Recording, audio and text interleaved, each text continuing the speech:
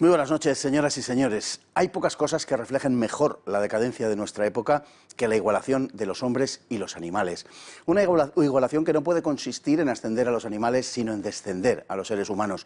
La humanización de los animales, un imposible, solo es el preludio de la animalización de los humanos. Hoy vamos a hablarles de esto y de otras varias cosas relacionadas con la humanofobia que se está extendiendo por todo nuestro occidente como un cáncer.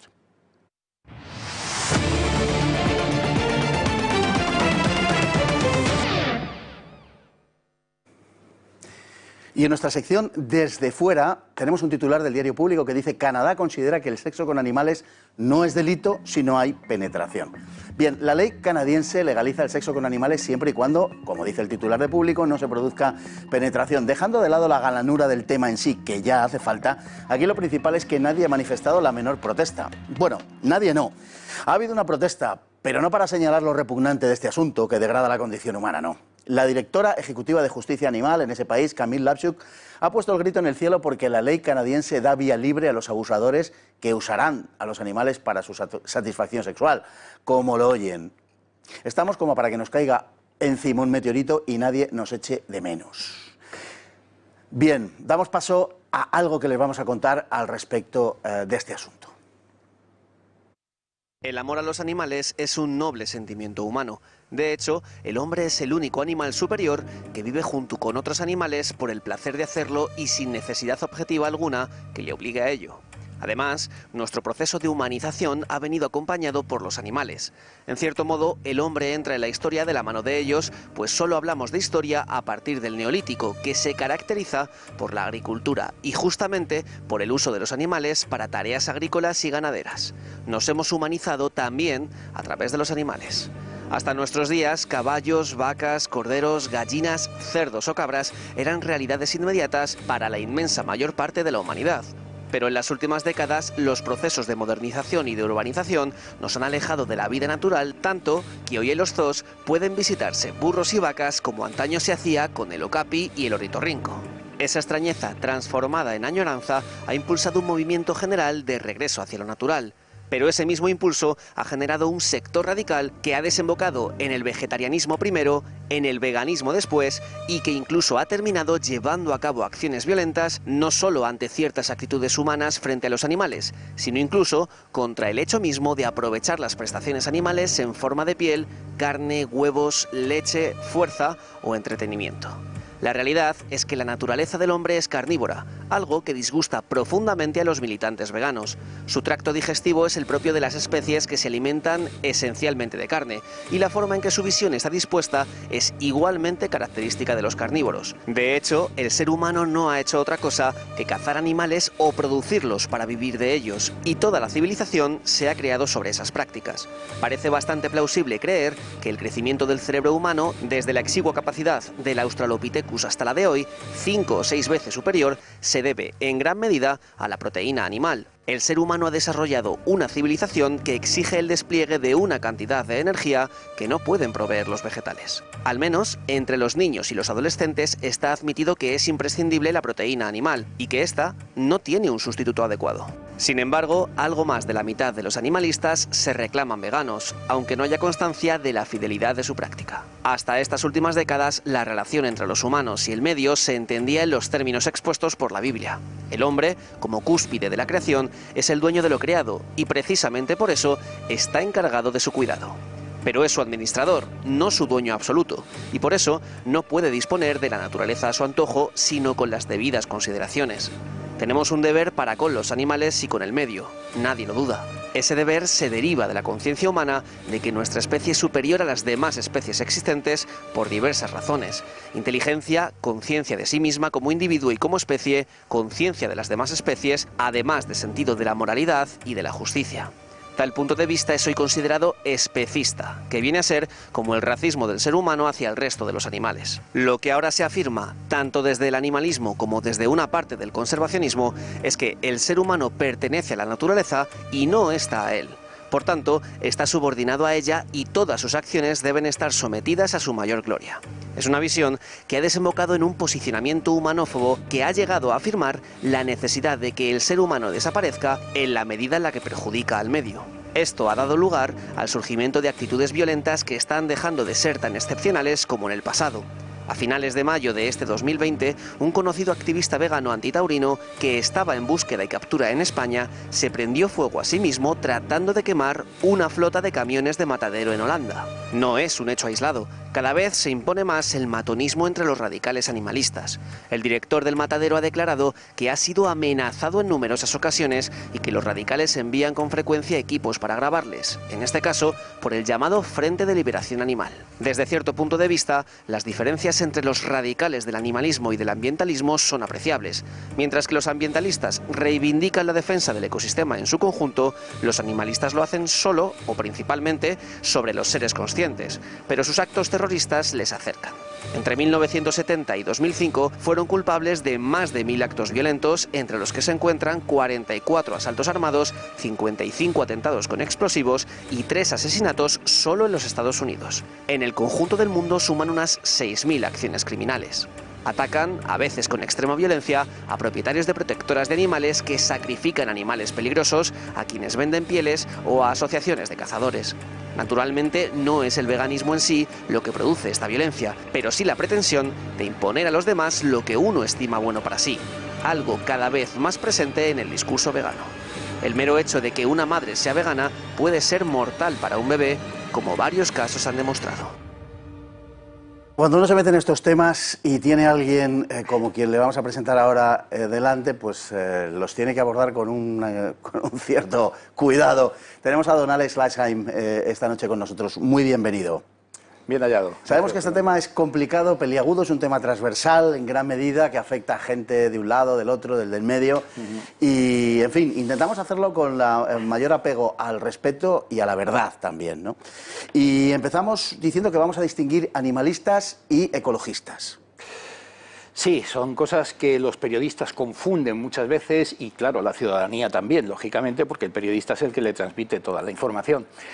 Quienes aparecen en la historia primero, siendo justos, son los vegetarianos, digamos, y los animalistas, van unidos, o sea, veganos y animalistas son prácticamente, no pueden vivir unos sin los otros. Pero desde que aparecen estaban como soterrados, digamos que eran estas sociedades protectoras de animales y plantas, llenas de señoras viudas y de que cuidaban gatitos y tal. Siempre han sido una imagen muy bucólica y muy... que no tenía mucha importancia social. El despegue ha sido ahora, con las redes sociales, etcétera. Pero los que entran en la historia de verdad, como caballo, elefante en cacharrería, son los ecologistas. El ecologista es un político, hay que tener en cuenta que no es un científico. El científico es el ecólogo, que es un doctor en ecología, un tío que sabe, es un científico. El ecologista es un aficionado a la naturaleza que vende un ideario político basado en la conservación de la naturaleza, con el objeto de vivir de subvenciones públicas, tener cuota de poder y poder implantar sus políticas y cobrar por ello. Es como si dijéramos, oh, estoy enfermo, voy al curandero, que es el aficionado, ¿no? O voy al médico, que es el que sabe. El ecólogo es el que sabe. No se mete en política, aunque lo manipulan. El ecologista es un político, un activista. Luego los demás que se sienten ecologistas y se sienten, digamos, insultados cuando yo digo estas cosas de que son políticos, que chupan del dinero público. No, no. Es que el que se siente ecologista no es ecologista, está mal dicho, es conservacionista. Ajá. Pero no es un ecologista, el ecologista es un profesional de la política.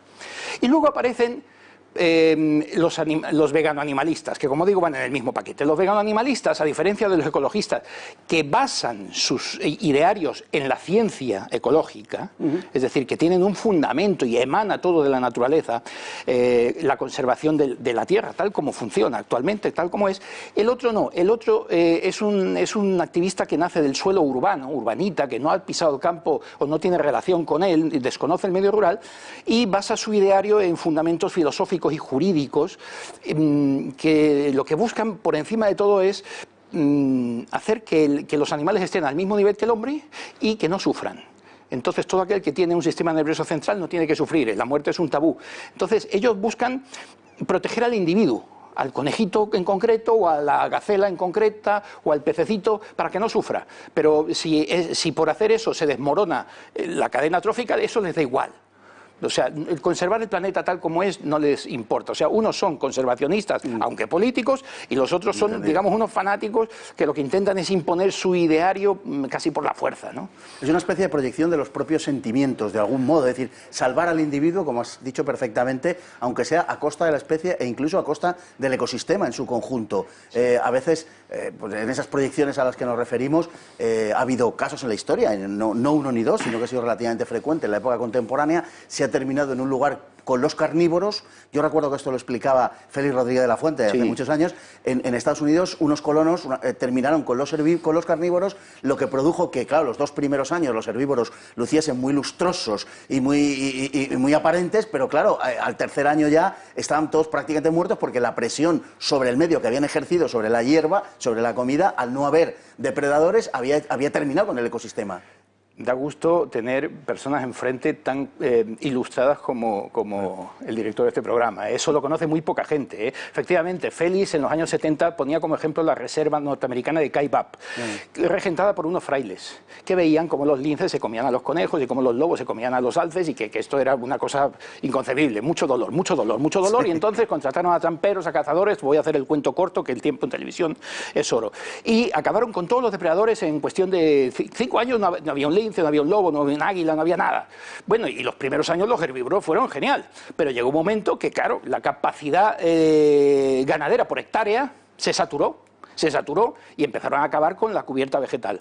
Cuando ya empezó a no haber alimento, pues empezaron las enfermedades, la sarna, otras enfermedades, acabaron muriendo de inanición todos aquellos ciervos, todos aquellos animales, y además habían acabado con todo lo que eran bosques norteños del Gran Norte. Acabó siendo un desierto porque habían pelado las cortezas de los árboles, igual que pasa en África con los elefantes, que es un tabú decirlo, pero es cierto. Es decir, el elefante es el animal más destructivo que hay. Acaba con la hoja, con la rama, con la corteza, y luego tumba el tronco, y ahí empieza la desertización. Donde hay elefantes, nunca hay bosque. Claro. También porque se ven obligados a vivir en superficies muy limitadas, ¿no? Ha pasado ahora en el norte de Botsuana, lo de Chobe, ¿no? Y ese doble parque que es Chobe Juan, que en Zimbabue, y han aparecido 300 y pico elefantes muertos. No se sabe muy bien. No se sabe muy bien. Han mandado a analizar, lleva el gobierno diciendo que ha cogido tejidos, que como le ha pillado el COVID-19 no había podido hacer la cosa bien, y que no han dicho qué laboratorios, pero que han mandado a analizar a los laboratorios a ver cuál es la causa. Hablan del anthrax, pero alguien ha dicho por ahí que lo descartan. Yo no lo descarto. O sea, una matanza así, una mortandad así, solamente puede ser producto de que os han envenenado las aguas o hay veneno en la tierra, que es el carbunco, el anthrax, ¿no? Ya hay precedente con búfalos. Este tipo de visiones que hay sobre la ecología, sobre el ambiente y sobre los animales, yo me ceñiría más a los animales, en este caso concreto, tiene que ver con la condición de una civilización urbanita que ante, digamos, la separación con el medio natural sobrevalora, no es que sobrevalore en la práctica, sino en el mundo de las ideas, como bien decías antes, a los animales y los llega a humanizar. Pasa un poco, entiendo, con la sobrevaloración, y entiéndase la expresión de sobrevaloración que se hace teóricamente de los niños cuando menos niños tenemos. Yo diría sobreprotección, mejor que sobrevaloración. Esa sobreprotección que se produce en los dos casos, al animal o al niño. Y no estoy comparando al animal y al niño, estoy comparando las actitudes de sobreprotección porque son bienes escasos. Sí, al respecto de esto de los niños, decirte que aquí nosotros, bueno, valoramos, como todo el mundo, valoramos las cosas cuando no las tenemos. Aquí nos faltan niños propios. No tenemos niños propios y entonces los echamos de menos. Pero en vez de, digamos, fomentar o proteger a las familias para que tengan esos niños propios, pues se prefiere importarlos de fuera de nuestra cultura. Y claro, pues, va a haber niños, pero no van a ser nuestros, van a ser de otros, está claro. Entonces, dentro del movimiento vegano-animalista, el EVA, el acrónimo es Eco-Vegano Animalista, porque los ecologistas hipócritamente se han apuntado al carro del vegano-animalismo, que ahora tiene mucho tirón. Claro.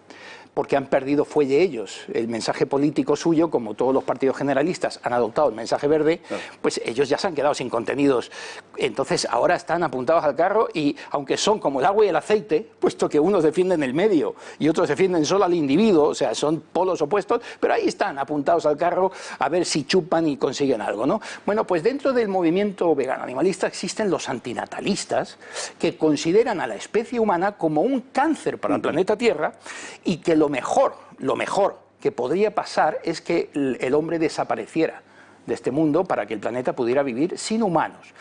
Estas teorías ya las explicaba el filósofo, uno de los gurús del ecologismo en los años 70, aunque ahora los ecologistas reniegan de él porque ha muerto este año, en abril, Carlo Pentti-Linkola, un finlandés que decía perfectamente que el planeta estaría mejor sin humanos y defendía que había que reducir la población de personas, incluso asesinándolas. Y que la humanidad, la sociedad, debería retroceder a la Edad Media y vivir en un estado autoritario en el que el gobierno solamente les permitiera vivir del medio, ¿no? Digamos, e incluso tener tecnología militar para poder defenderse de otras sociedades que no fueran ambientalistas. O sea, era acabar con el ser humano, este mensaje, o sea, esto daría para mucho. Estos principios fundamentales del ecologismo de los años 70, luego los ecologistas vieron que eso no se podía mantener, que eso era un ecofascismo y tal, y entonces pues lo fueron apartando a este hombre Pentti-Linkola, como digo, ha muerto hace unos meses, ¿no? de viejo, ¿no? Pero seguía diciendo lo mismo. Bueno, se está imponiendo en el discurso, digamos, de este tipo de movimientos, un rechazo a dos instituciones que yo creo que han hecho muchísimo por el conocimiento y el amor a los animales, lo que no quita que eventualmente se pueda haber producido alguna barbaridad, por supuesto, como en cualquier otro caso que son, el circo y el zoo. Eso es...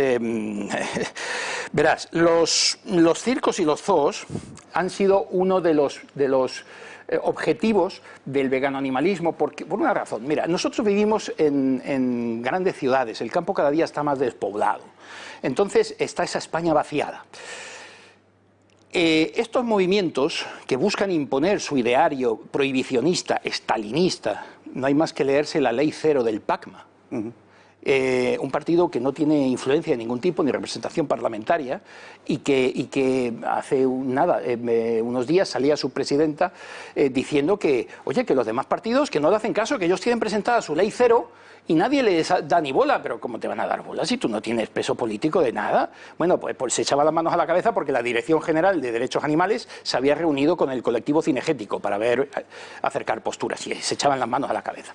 Bueno, pues estos movimientos saben muy bien que la gente vive mayoritariamente en las ciudades, que es donde está el grueso del censo electoral. Entonces, ¿qué ocurre? Pues que ellos, camino lento, como decía Gramsci, poco a poco vamos a dejar pasar. La primera generación ya está perdida, pero la segunda la podemos ir adoctrinando y la tercera también. Es curioso que los medios que constantemente bombardean, la mayoría de los medios generalistas comprados, ¿no? Estómagos agradecidos, bombardean todas las semanas con un articulito sobre las bondades de la dieta vegana, sobre el calentamiento del Ártico, sobre un montón de cosas todas las semanas, en los diarios de aquí, de allá, cadenas de televisión, emisoras de radio, etcétera. Y ellos saben que poco a poco esos niños pueden ser adoctrinados y pueden, aunque no tienen contacto con la naturaleza ni con el medio rural, pero pueden ser adoctrinados en lo que es esa mentira del medio rural. Pero claro, el objetivo final de estos movimientos es implantar el veganismo, pero eso no te lo pueden vender de entrada. Claro. Porque no, si le dices a la gente, no, es que en Navidad no se va a poder usted comer unos langostinos, dirá, hombre, no, ahí no. O una lonchita de pata negra, o no, hasta ahí podíamos llegar. Entonces, ¿qué ocurre? Que empiezan por lo fácil. ¿Cuál es el eslabón débil de este asunto? Los toros, los circos, los zoos, y luego después también la caza y la pesca. Es decir, aquel mensaje que se pueda vender más fácilmente como un supuesto maltrato del animal, porque aquí la clave de bóveda es la relación siempre tradicional y normal del hombre para con los animales. Con la agricultura no se meten, pero con el ganadero sí, le insultan, le llaman ganaduro. Si el lobo le come las ovejas dicen que está mintiendo, que las vacas las ha matado él, que es un chupasubvenciones, o sea, de todo. Así funciona. Entonces, ¿qué ocurre? Pues que estos colectivos minoritarios, los circos no son una gran industria como la promoción del turismo, pues al final, si tienen la mala suerte de caer en un ayuntamiento donde el alcalde no está a favor del circo, porque tiene estas ideas animalistas y veganas, de izquierda, de falsa izquierda, porque es que lo de hoy ya ni siquiera es izquierda, yo lo digo muchas veces, no tiene derecho a llamarse izquierda siquiera, bueno, pues le vetan el poder poner la carpa allí. Y la campaña contra los circos, contra todo el mundo la oye, que si maltratan a los animales, que si... Los circos hoy en día tienen unos controles que no los tienen ni los zoos, controles triplemente veterinarios, de administración, de aduanas, de Seprona. Los animales de los circos viven mejor que los propios artistas. Primeramente porque ya no se capturan elefantes, ni jirafas, ni hipopótamos en las selvas, ni en las sabanas. Crían en cautividad desde hace decenas de años. Pero esto no te lo mandan en el mensaje.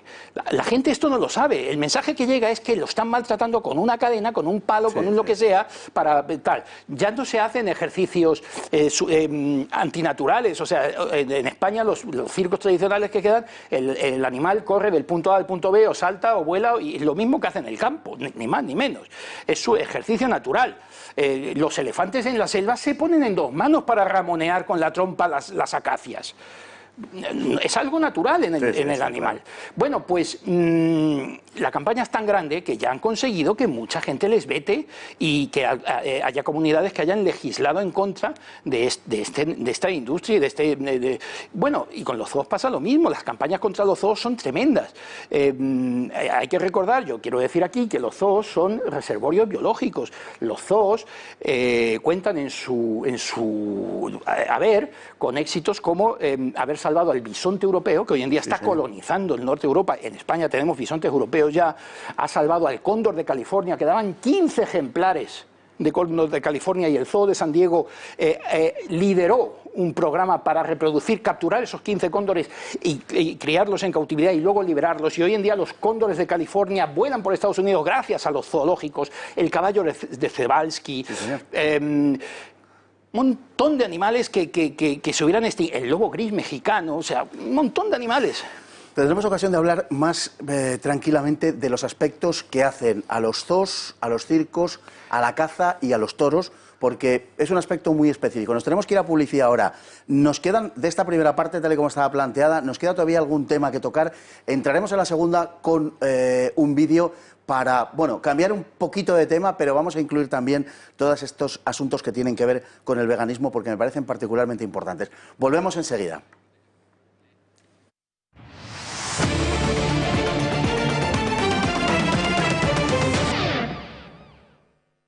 Bueno, tenemos hemeroteca antes de irnos a publicidad.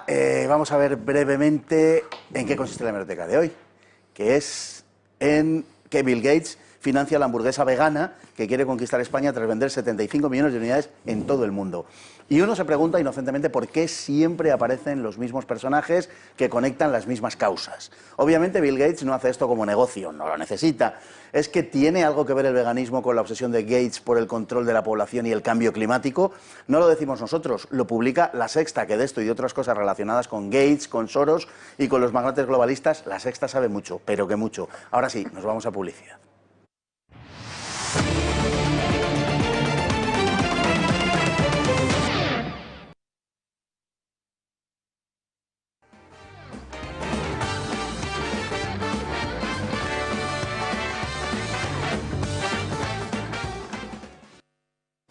Bueno, de vuelta de publicidad, como les decíamos, vamos a contarles cómo nació el movimiento conservacionista internacional y cómo se formó también ideológicamente casi desde el principio. Aunque pueden rastrearse antecedentes previos, el movimiento ecologista nace a principios de los años 60. Parte de la base de que el ser humano produce un impacto negativo en el medio ambiente por causa del desarrollo y de su intento de dominio de la naturaleza. Dos acontecimientos pueden situarse en su origen: la fundación del World Wildlife Fund y el libro de Rachel Carson, Primavera Silenciosa. Carson tuvo un enorme impacto con su obra, con que explicó desde el punto de vista de una bióloga el deterioro que se estaba produciendo en el mundo por causa de la contaminación y los pesticidas, así como la interacción de la naturaleza en todo el planeta. Unos años después, en 1968, Paul Ehrlich publicó La bomba demográfica, Una tesis neomalthusiana cuyas previsiones resultaron enteramente fallidas, pero que ligaron la creciente preocupación por el medio ambiente con el control de la población. Desde muy temprano el movimiento iniciado no se limitó a las cuestiones propias, sino que se sumó a las corrientes pacifistas, de derechos humanos o animales, antinucleares o de protesta contra la pobreza, surgiendo algunas corrientes como el ecosocialismo o el ecofeminismo. A comienzos de los años 60, el príncipe Bernardo de Holanda fundó el World Wildlife Fund, en el que estuvo involucrada la familia Rockefeller. Dirigió la organización hasta que tuvo que salir por un escándalo de soborno. Bernardo había sido también el fundador del Club Bilderberg en 1954, y como en el caso del famoso Club Mundialista, el príncipe se rodeó de personalidades de gran relevancia, desde el duque de Edimburgo hasta Julian Huxley. El Foro Mundial para la Conservación de la Naturaleza cuenta con apoyos como los del Banco Mundial, abundantes partidas presupuestarias de los gobiernos de Washington y Londres y el apoyo de una larga lista de magnates internacionales. Detrás está también la Royal Dutch Shell, una potente multinacional petrolera holandesa que también financió la creación del Club de Roma en 1968, un conocido organismo neomalthusiano de apocalípticas predicciones. Ese mismo año nace en España ADENA, que de la mano de Félix Rodríguez de la Fuente consiguió notables éxitos de carácter medioambiental y que fue clave para desarrollar una conciencia de respeto al medio en la población durante los años 70. Poca duda había a esas alturas de la deriva ideológica del ecologismo, pero el surgimiento de Greenpeace terminó por decantar este asunto.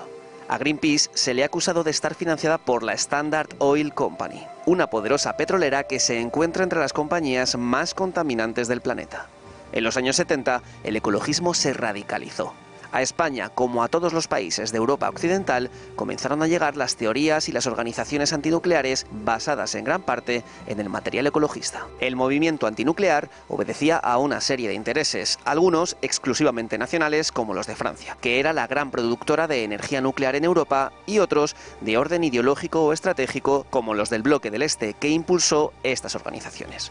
Lo cual parece lógico, ya que los occidentales aventajaban en este terreno a los países del socialismo real. Entre los promotores de la limitación a la energía nuclear en nuestra parte del mundo se encuentra Greenpeace. Don Alex, hay un vínculo entre ecologismo y control de población. Sí, sí, hay un supuesto conflicto hombre-naturaleza, no solo hombre-animal, sino hombre-medio ambiente, y estos mesías intentan solucionar ese conflicto, efectivamente, con teorías malthusianas, ¿no?, de que hay muchas personas. La verdad es que el planeta está preparado para que vivan muchos miles de millones de personas más. No sé cuándo tocaremos techo, pudiéramos decir, cuándo la hectárea, la carga no ganadera, sino la carga humana por hectárea supera los recursos, ¿no? Supera los recursos. Pero ahí no hemos llegado. O sea, esto son teorías apocalípticas. Lo que espero profundamente, ¿no?, uno lo que querría es que, bueno, cuando eso ocurra, pues hayamos descubierto otro planeta, ¿no?, para poder ir, por si no cabemos aquí, pero no es el caso. Ahora, respecto a la pieza que hemos visto, tengo que decir que si Félix viviera, se moriría de pena de ver en lo que se ha convertido ADENA, lo que se ha convertido el movimiento ecologista. Él tenía unos enemigos en vida y eran los ecologistas. O sea, los ecologistas no tenían cuota de poder porque Félix estaba vivo y era el personaje más popular de España después de Franco. Sí. Entonces, ellos no tenían cómo acceder al poder político mientras Félix viviera, ¿no? Son una de las teorías que se esgrimen como que, bueno, pudo no ser un accidente y hubo algo, una mano negra, ¿no?, que propiciara aquello. No se sabe.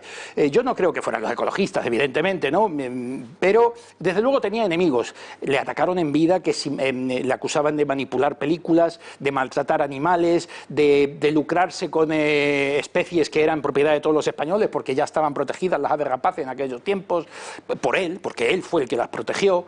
El desarrollo de la cetrería, que él recupera. También sí. Enfadó muchísimo a los ecologistas. Él escribió la Biblia del arte cetrero en España, que es El arte de cetrería, ediciones Nauta, 1965. Lo escribe, dice, él declara que es el último libro que él tuvo tiempo de escribir manuscrito por él, no al dictado. Ahí cuenta todo, rescata la cetrería medieval que se había perdido en España totalmente. La cetrería hoy por la UNESCO está reconocida desde el año 2010 como Patrimonio Cultural Inmaterial de la Humanidad y está protegida, pero es un arte de caza.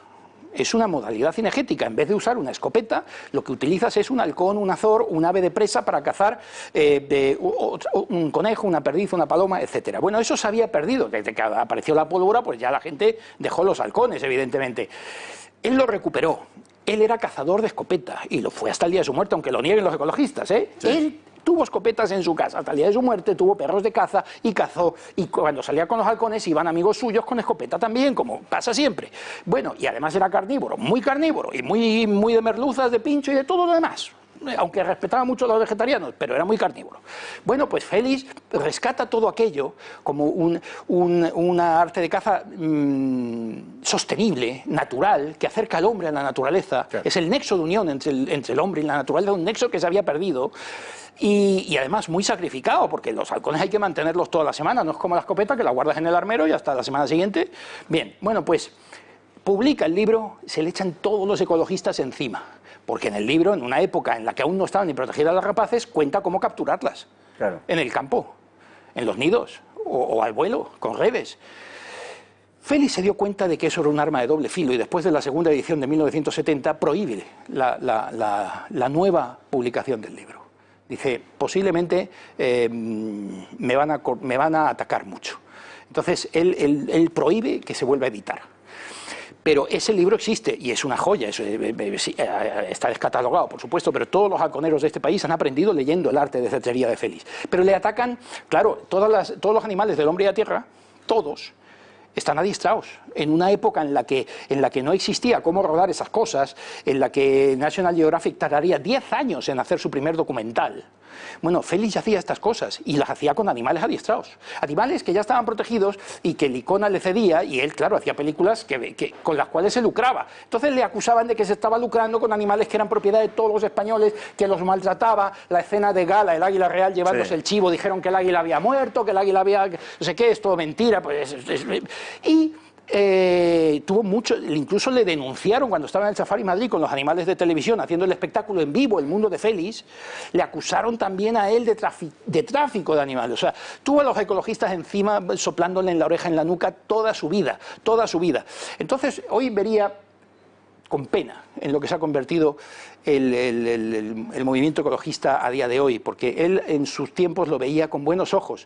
Él decía, bueno, a mis cachorros de lobo les están empezando a salir los dientes. Yeah. Como yo los he criado, están criados a mis pechos, pero ya se me rebelan, me intentan quitar el estatus de líder de la manada, ¿no? Así es. Bueno, hoy ADENA es el World Wildlife Fund en España. Sí, es efectivamente. Que es una institución globalista. Sí, lo que pasa es que a Félix siempre le asociaron mucho con...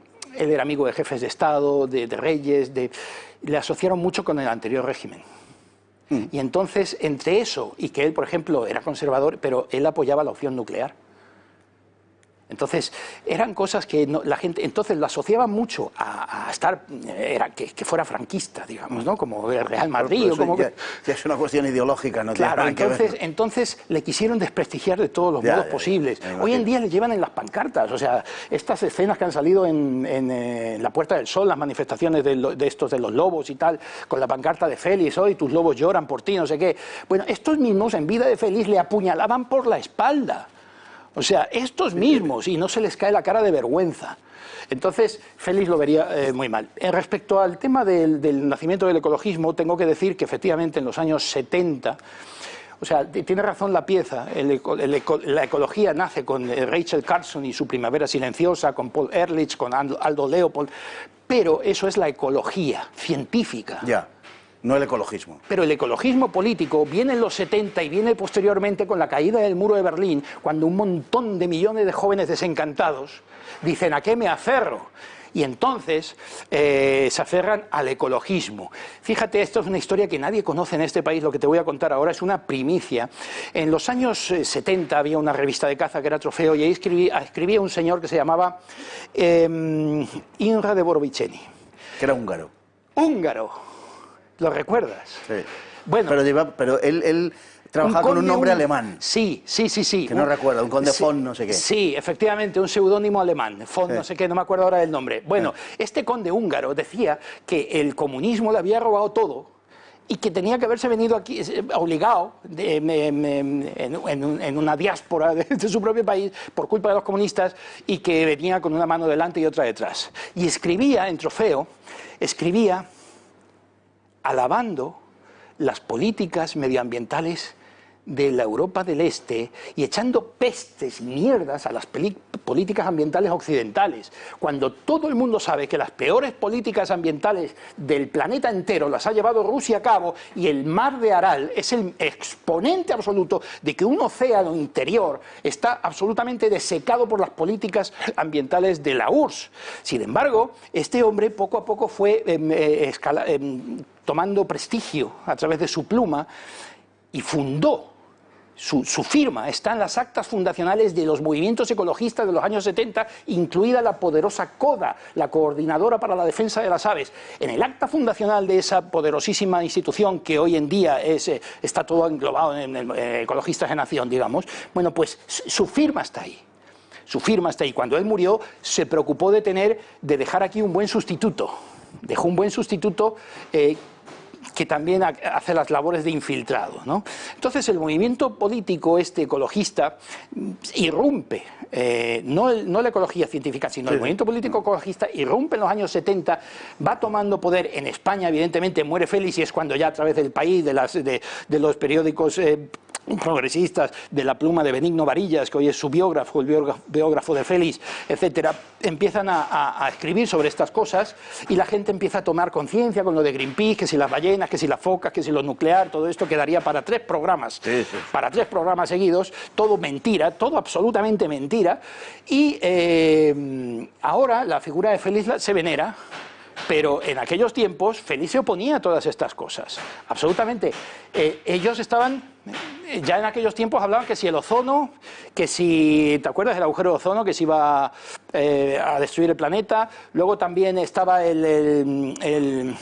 todas estas teorías apocalípticas de la energía nuclear, del CO2, ya empezaban a hablar del calentamiento global, el CO2 antropogénico. Y Félix no comulgaba con ninguna de estas cosas, porque Félix era un tío científico, era médico, no era un político. De hecho, nunca se quiso meter en política. Entonces, él decía, no, mejor la energía nuclear que los combustibles fósiles que emanan CO2. O sea, si el problema es el CO2, pues evidentemente es mucho mejor que no haya CO2, y la energía nuclear pues será costosa, pero no emite CO2. Y cosas de estas hicieron que el movimiento ecologista tomara auge después de Félix, pero todos los partidos, como te he comentado antes, fueron adoptando el mensaje verde. Hizo mucho, tampoco todo es malo, ¿no? El movimiento ecologista hizo mucho por la contaminación de las aguas, del aire, tenemos una calidad ambiental mucho mejor. Pero una vez arreglado eso, ¿qué más tenía el partido político verde? ¿Qué más tenía? Entonces, claro, todos los demás partidos generalistas fueron adoptando el mensaje verde, y hoy se encuentran los ecologistas que no tienen que vender. Claro, no tienen mensaje propio singularizado, pero el movimiento ecologista casi desde el principio se echó en manos de la izquierda ideológica. Esa es la realidad. Sí. Es decir, suscribió los mensajes de tipo antinuclear, por ejemplo, todo ese tipo de cosas. No es tan fácil de combinar un mensaje antinuclear con un mensaje ecologista, porque la energía nuclear es muy limpia. Es muy limpia. Sí, es muy limpia. Esas son las contradicciones que tiene el movimiento ecologista, evidentemente. Este movimiento está claro que buscó constantemente el poder, tener cuota de poder, y una vez esa cuota de poder alcanzada, vivir cómodamente de las subvenciones públicas. Mira, te voy a poner un ejemplo. En el tema del lince ibérico, tú no sabes que el lince ibérico es una especie que es un gato, como todos los gatos, cría muy bien. El mayor excedente en los zoos son leones, tigres, monos. Sí. Bueno, todos los gatos crían muy bien. ¿Y qué pasaba? Que el lince ibérico no criaba. No criaba el lince ibérico, puta madre. Millones y millones y millones y millones. Y no criaba el lince ibérico. Oye, bueno, resulta que al cabo de los años nos enteramos que resulta que el gobierno central tenía todos los machos en cautividad. Te hablo del proyecto de cría en cautividad, no los linces del campo, y la Junta de Andalucía tenía todas las hembras. Y no querían hacer cambio de cromos. Madre mía. No querían... Sí, esto es así. Hasta Nos van eso, a crucificar. Hasta en eso ha triunfado el Estado de las Autonomías. Sí, sí, nos van a crucificar por esto que estoy diciendo en tu programa, Fernando, pero es así. Entonces resulta que cuando ya cogen el programa de cría en cautividad, los ecologistas, con una veterinaria traída de Estados Unidos que es española, empiezan a criar los linces. Cuando juntan machos y hembras, empiezan a criar los linces ibéricos, ¿verdad? y ahora se están repoblando y ahora el lince ha salido. ¿Y qué ocurre? Que el lince ibérico, que era un animal que estaba en peligro crítico de extinción por la UICN, que es la mayor institución conservacionista mundial, ahora le han bajado el estatus de en peligro crítico a solamente en peligro. Se han echado los ecologistas las manos a la cabeza porque dicen, no, es que si nos quitáis el estatus, nos quitan los millones del proyecto LIFE. Claro, entonces, por eso ahora están con los lobos, porque la teta del lince se les está acabando y entonces hay que chupar de la teta del lobo. Pero todo esto funciona, los ecologistas funcionan por dinero. No, o sea, al final de cuentas funcionan por dinero. Y entonces, si el lince deja de dar dinero, ahora el lobo.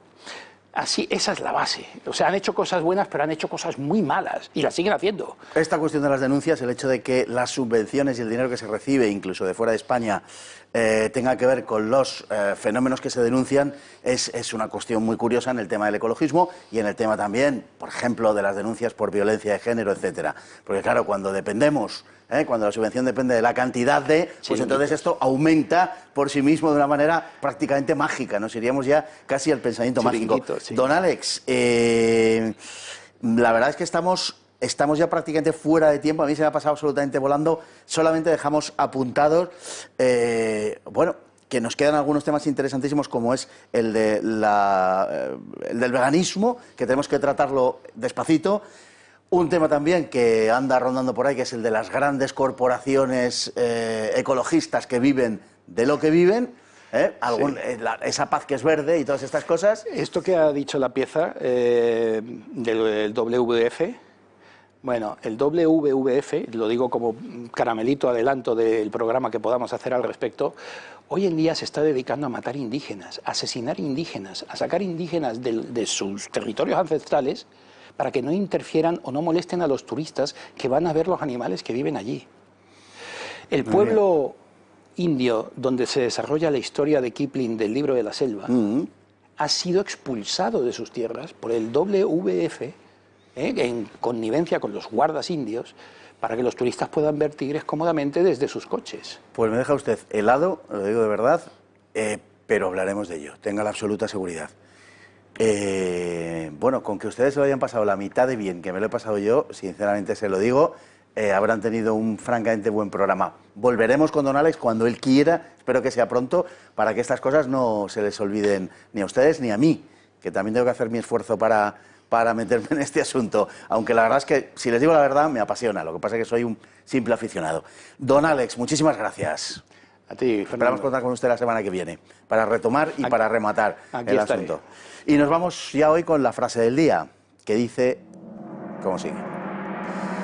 Lo malo de despertar antes que el resto es que no quieren que hagas ruido y tienes que desayunar a solas, a veces incluso estar solo hasta comer. Pero la gente tarde o temprano se levanta. Pablo Castro. Muchas gracias, Pablo, por cierto. Muy buenas noches.